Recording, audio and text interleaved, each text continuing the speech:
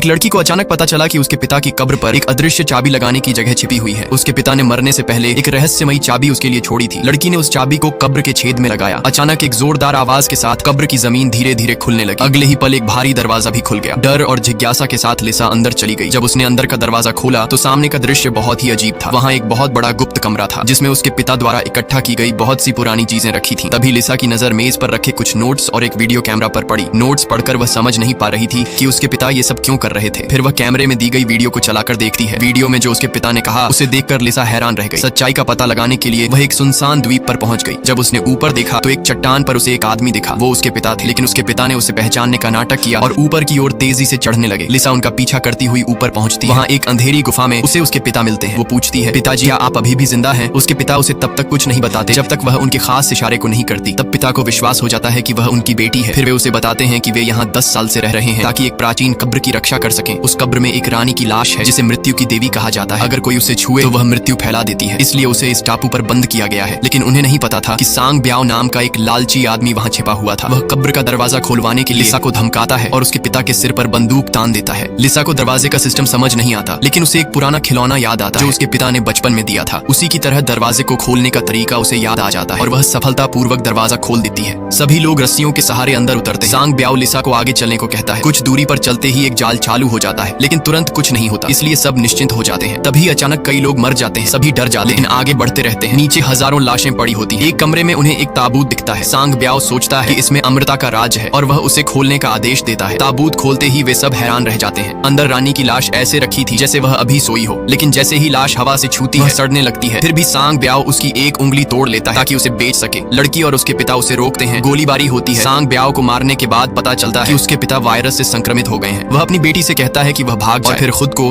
और जगह को बम से उड़ाकर सबको बचा लेता है। बाहर निकलते समय लड़की की फिर से सांग ब्याओ से टक्कर होती है। दोनों के बीच लड़ाई होती है। आखिर में लड़की उससे रानी की उंगली छीन कर खुद खा लेती है ताकि कोई और उसे इस्तेमाल न कर सके। तभी टॉवर गिरने लगता है और मकबरा ढहने लगता है। आखिरी पल में लड़की किसी तरह बाहर निकल जाती है। वायरस हमेशा के लिए वहीं दफन हो जाता है।